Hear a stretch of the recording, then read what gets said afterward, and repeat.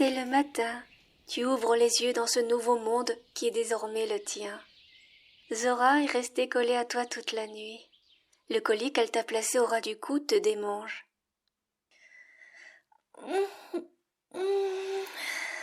Loft, tu es déjà réveillé? Nous avons une grosse journée qui nous attend.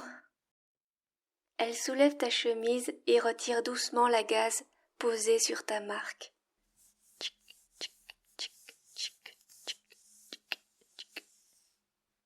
Ce baume est vraiment efficace.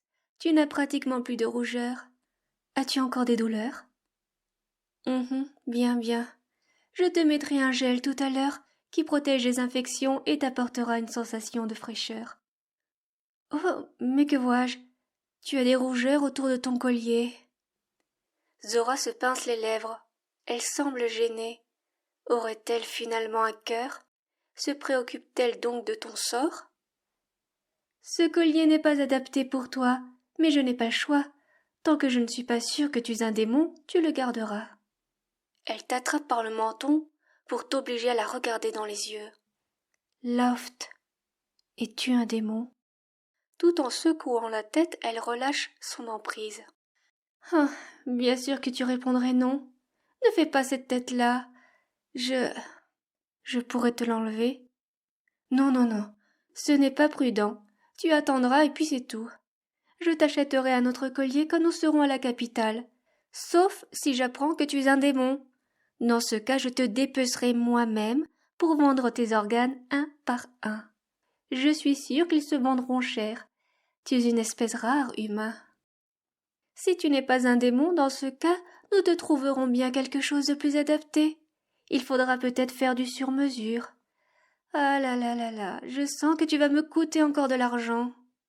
Bien, lève-toi, lavons-nous, habillons-nous et mangeons. Suis-moi dans la salle d'eau.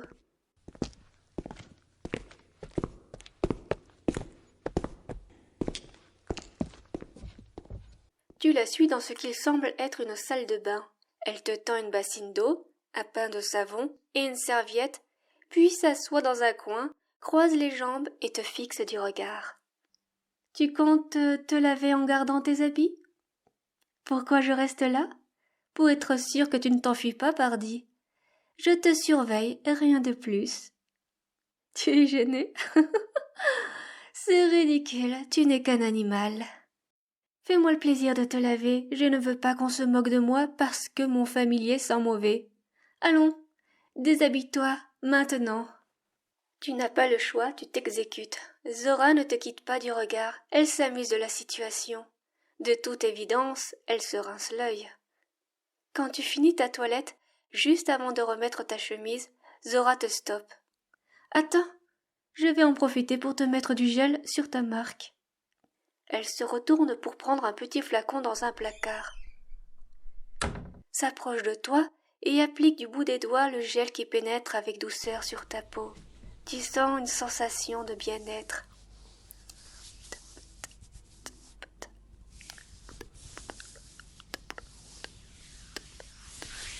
Je vais aussi t'en mettre sur les marques rouges autour du collier. Zora, qui serait capable de te dépecer, fait preuve d'une grande délicatesse. Ses mains qui se promènent sur ta peau irritée sont telles des caresses bienfaisantes. Elle est vraiment très proche de toi. Son regard est doux, tu peux sentir son souffle. Loft. Loft. L'elfe rapproche ses lèvres des tiennes. Va-t-elle t'embrasser? Loft. Tu es pire qu'un démon en réalité. Quitte cette pièce et attends-moi dans la cuisine. Je vais me laver à mon tour. Cette femme est une vraie tornade, tantôt menaçante, douce, sensuelle, moqueuse. Dis-moi, Loft, pourquoi ton cœur bat plus vite d'un coup? Lorsqu'elle te rejoint pour préparer le petit déjeuner, tu remarques que sa tenue diffère d'hier. Elle porte beaucoup moins de bijoux et ses tatouages dorés ont disparu. Sans dire un mot, elle te sert un repas frugal qui contient un œuf au plat provenant d'un gros œuf bleu. Qu'y a-t-il? C'est un œuf de chocobo. Je préfère les bleus, ils sont plus nutritifs. Tu fais une drôle de tête. Si tu n'as rien à dire, finis de manger. Nous irons ensuite directement à la capitale, sur le dos de Cringer. Le petit déjeuner avalé, vous vous chaussez. L'elfe te tend une cape et prend une sacoche dans laquelle elle met une petite bourse, sans doute remplie de pièces de la monnaie locale. Tu garderas la capuche de cette cape sur ta tête pendant notre sortie. Je ne veux pas attirer l'attention avec tes oreilles au bourron. Vous sortez pour vous rendre vers un petit local ouvert dans le jardin. Et oh, stupeur, allongé au sol, un tigre vert avec des rayures oranges roupit tranquillement. « Réveille-toi, gros fainéant !» Le félin ignore Zora. « Cringer !» Ah, encore un qui a besoin d'être dressé. L'animal ouvre à peine un œil pour regarder la magicienne, pour le refermer tout aussitôt. « Ok, Cringer. Tu auras une cuisse de chocobo, du jaune, ton préféré. » Il se relève d'un coup tout pimpant et se met à parler. « Tu me le promets, Zora ?»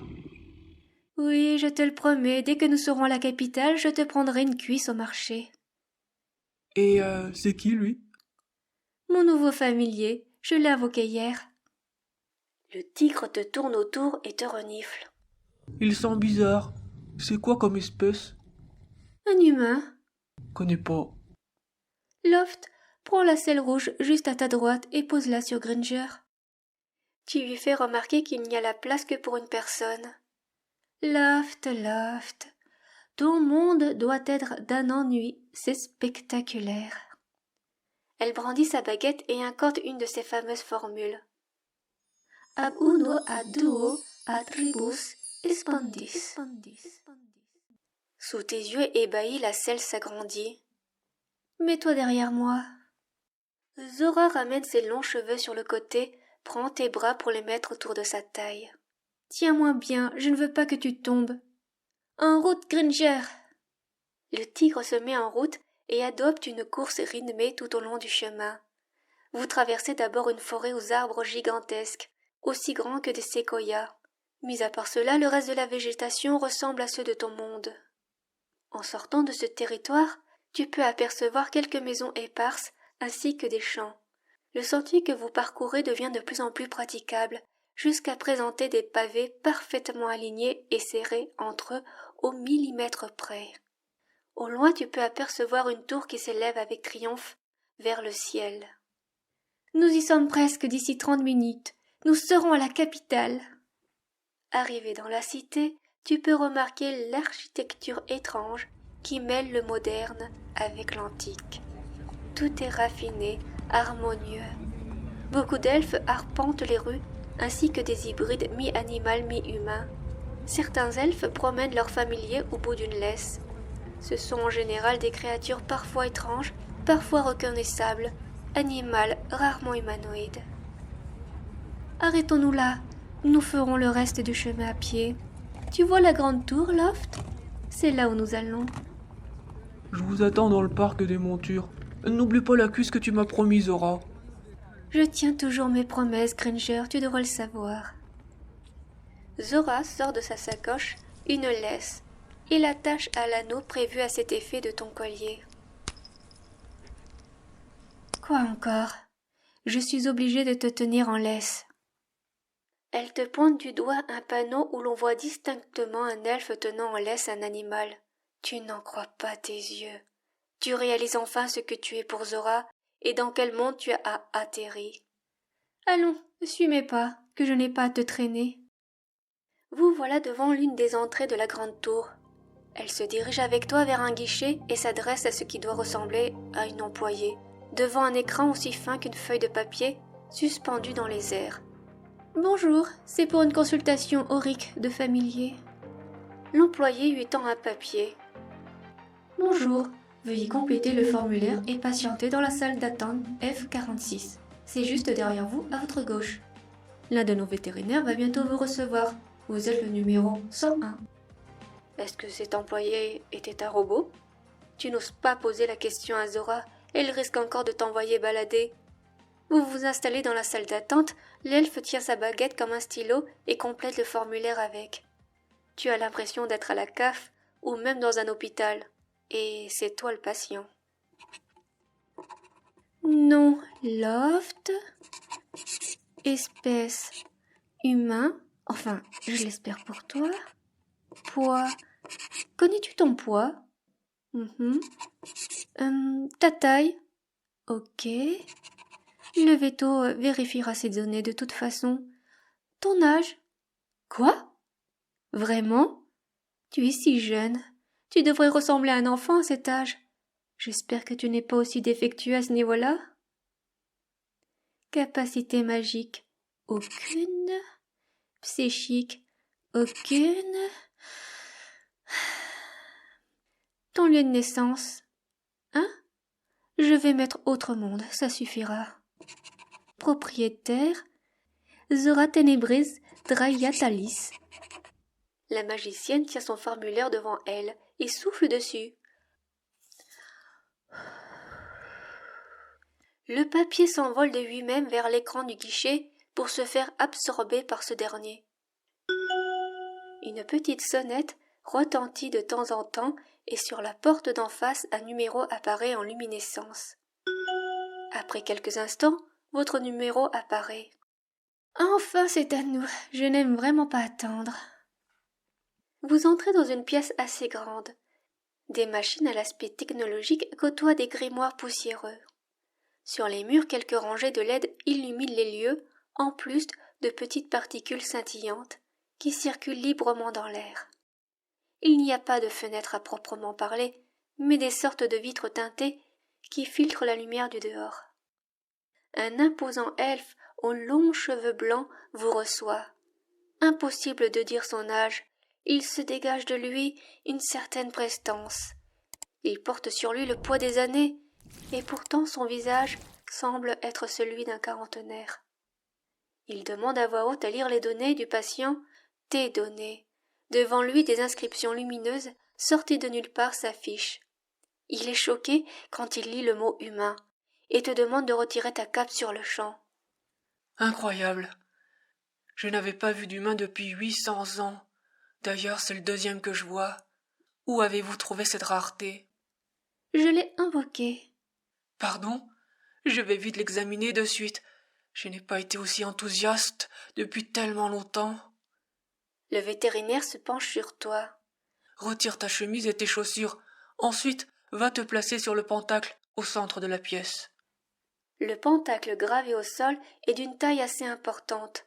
Une multitude de symboles sont en relief. Tu te places en son centre, dans un espace rond, vide de symboles.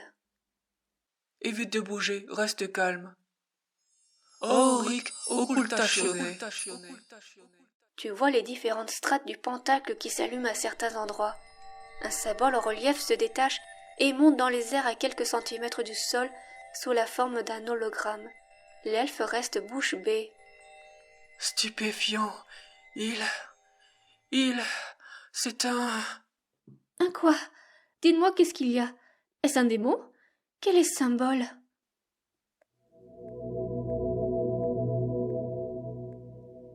Si tu veux savoir quelle particularité tu possèdes, il te faudra attendre l'épisode 3. Et n'oublie pas, Granger attend sa cuisse de chocobo. Et maintenant, c'est le moment de remercier mes tipeurs qui ont opté pour la contrepartie. Installe-toi confortablement et laisse-toi porter par ma voix. Glad Mav. Glad Mav. Delivery ASMR. Delivery ASMR. Dragonite. Dragonite. Gicolo. Gicolo, colo, colo, colo, colo, colo. Horizon. Horizon, son, son, son. Nekotoka. Nekotoka. Toka, toka, toka, toka, toka. Nikal. Nikal. Nikalkal. Toto. Toto, toto, toto, toto. Ulysse. Ulysse. Ulysse. Merci à vous 9 ainsi qu'aux autres donateurs. Je fais une dédicace spéciale à Schizo, mon erreur génétique, qui me soutient moralement et sert de cobaye, ainsi qu'à The Mega Union Flag, qui prend du temps pour générer via des IA les visuels que vous voyez sur les dernières vignettes en date. Un gros merci évidemment à mes abonnés qui me suivent et m'encouragent. Mouah, mouah, bisous.